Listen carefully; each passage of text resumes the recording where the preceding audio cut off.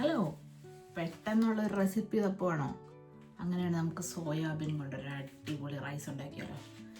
വേണമെങ്കിൽ ബിരിയാണി എന്ന് വിളിക്കാം, അല്ലെങ്കിൽ പുലാവ് എന്നും വിളിക്കാം. അപ്പോൾ ഞാൻ ഓൾറെഡി ഇവിടെ കുറച്ച് സോയാബീൻ എടുത്തിട്ട് വെള്ളത്തിലിട്ട് വെച്ചിട്ടുണ്ട് കേട്ടോ. ചൂടുവെള്ളത്തിലാണ് സോക്ക് ചെയ്ത് വെച്ചിരിക്കുന്നത്. ഇതിന് ശേഷം നമുക്ക് ഇത് പിഴിഞ്ഞ് ഡ്രൈ ആയിട്ട് വേറെ പാത്രത്തിലെടുത്ത് വെക്കാം. എന്നിട്ട് നമുക്ക് ബാക്കി പരിപാടി തുടങ്ങാം. പിന്നെ ഞാൻ എന്തിനാണ് ഇപ്പോൾ ഈ സോയാബീൻ വെച്ചൊരു റൈസ് ഉണ്ടാക്കുന്നതെന്ന് വെച്ചാൽ ഹാർലിനും കഴിക്കണം, ഞങ്ങൾക്കും കഴിക്കണം. അപ്പോൾ നമുക്കിത് ആദ്യമേ തന്നെ ഇത് പിഴിഞ്ഞ് നമുക്ക് ഈ ഒരു ഓട്ടപാത്രത്തിലോട്ട് മാറ്റാം. അത് കുറച്ച് നല്ലതായിരിക്കും. പിന്നെ ചൂടുണ്ടാവും, ചൂട് മാറിയിട്ട് ചെയ്യുന്നതായിരിക്കും നല്ലത്. അല്ലെങ്കിൽ കൈ ഇതുപോലെ കൊള്ളും. കുറച്ച് കഴിഞ്ഞ് ചെയ്യാം, അതാണ് ബുദ്ധി. അങ്ങനെ പച്ചമുളകൊക്കെ തപ്പിപ്പോയപ്പോൾ അതേ കിട്ടിയ ഒരു കിറ്റ്കാറ്റ് ഡാർക്ക് മിൻറ്റ്. ഞാനിത് ആദ്യമായിട്ടോ കാണുന്ന ഡാർക്ക് മിൻറ്റിൻ്റെ ഒക്കെ കിറ്റ്കാറ്റ് ഉള്ളത്. എന്തായാലും കഴിച്ചു നോക്കാം.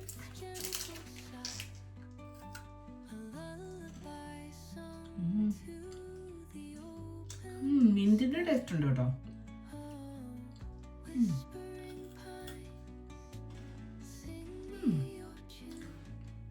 കിറ്റ്കാറ്റിനകത്തും മിൻറ്റ് മിക്സ് ചെയ്ത പോലെ വെറൈറ്റി ടേസ്റ്റ് എന്തെല്ലാം കാണണം. എന്തായാലും പകുതി എടുത്ത് വെച്ചേക്കാം, അല്ലെ ജെയ്സൺ ചേട്ടൻ വന്ന് തല്ല് പിടിക്കാൻ ചാൻസ് ഉണ്ട്. എന്തായാലും കുറച്ച് ഇഞ്ചി, സവോള, ഒരു തക്കാളി, പച്ചമുളക്. എൻ്റെ പച്ചമുളക് നോക്കിയാൽ വാടിയതായിപ്പോയി കേട്ടോ.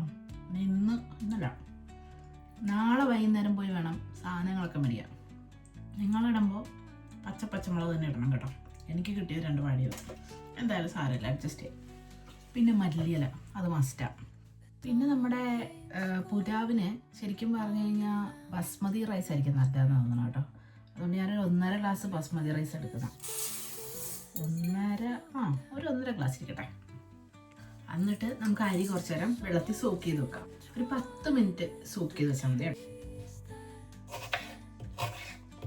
അപ്പം നമുക്ക് വേണ്ടതെല്ലാം നമ്മൾ ഏതൊരുവിധം അരിഞ്ഞു വെച്ചിട്ടുണ്ട് കേട്ടോ എല്ലാം.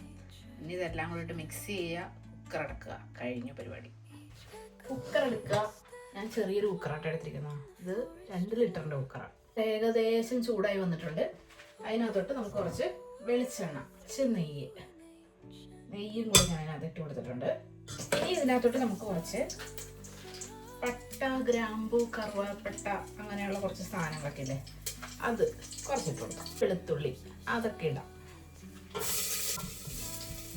ഇനി അതിന് ശേഷം ആ പച്ചമുളക് 2 എണ്ണം അത് അതിനകത്തോട്ട് ഇട്ടു. സവോള ഇടാം.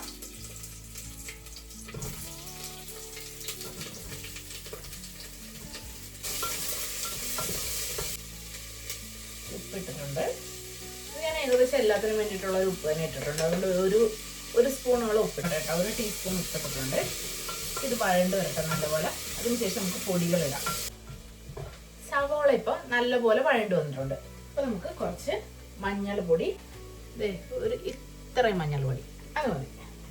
പൊടി മല്ലിപ്പൊടി അതേ സ്പൂണിൽ ഒരു അര ടീസ്പൂൺ ടീസ്പൂണിനെക്കാളും ചെറിയൊരു സ്പൂണാണിത്. കുറച്ച് മുളക് പൊടി കുറച്ച് മതി കേട്ടോ. മുളക് പൊടി അധികം വേണ്ട. ഞാൻ പിന്നെ ഒരു കളറിന് വേണ്ടിയിട്ട് മാത്രം ആ മഞ്ഞൾപ്പൊടി ഇട്ട പോലെ ഇച്ചിരി ഇട്ട് കൊടുക്കുന്നതാണ്. മുളക് പൊടി ഒരു ഇത്രയും കുരുമുളക് പൊടി.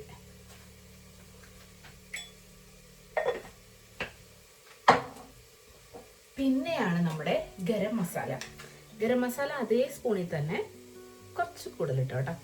ഞാൻ തന്നെ പിടിച്ചതാണ്, അത് കാരണം അടിപൊളി രുചിയാണ് കേട്ടോ.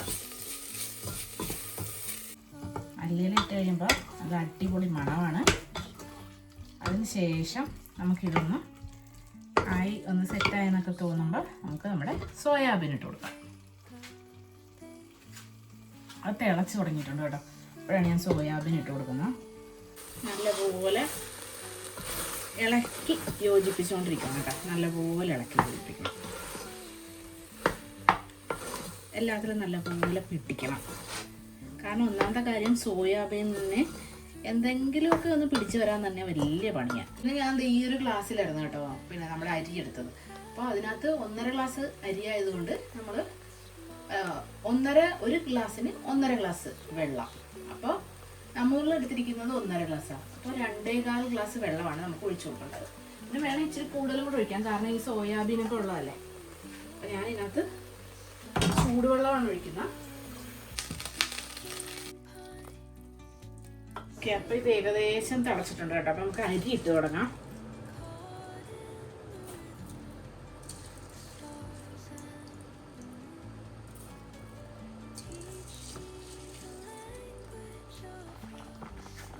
അരി ഇട്ട് കഴിഞ്ഞിട്ടുണ്ട്. ഇനി ഇത് നല്ലപോലെ ഇളക്കി എല്ലാം കൂടെ യോജിപ്പിക്കാം. നമുക്കൊരു 3 വിസിൽ വരുന്നവരെ വെയിറ്റ് ചെയ്യാം. അങ്ങനെ നമ്മുടെ കുക്കറെല്ലാം വിസിലെല്ലാം പോയി കഴിഞ്ഞിട്ടുണ്ട്. നമുക്ക് പതിയെ തുറന്ന് നോക്കാം. ആഹാ, സൂപ്പർ. ഈ കുഴഞ്ഞ തരത്തിലുള്ള ചോറാണ് കേട്ടോ ഇഷ്ടം. അത് കാരണം ആ ഒരു കുഴഞ്ഞ ടൈപ്പിലുള്ള തന്നെ ചോറ് കിട്ടിയിട്ടുണ്ട്. നമുക്കിനി ഇതൊന്ന് ടേസ്റ്റ് ചെയ്ത് നോക്കാം. ആഹാ, അടിപൊളി. ചോറൊക്കെ നല്ല കുഴഞ്ഞിരിപ്പുണ്ട് കേട്ടോ.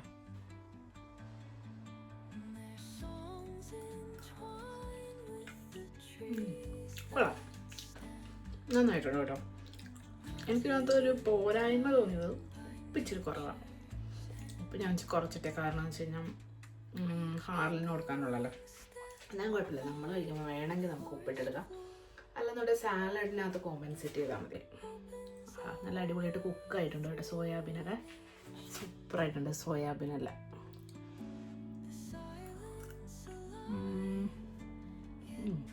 കേട്ടോ. പ്ലേറ്റിൽ വെച്ചപ്പോൾ കണ്ടു ഒരു സ്റ്റൈല്. ഞാൻ ഇച്ചിരി പൊട്ടട്ടോ സാലഡ് സൈഡിൽ വെക്കാമെന്ന് വെച്ചേട്ടോ. എനിക്ക്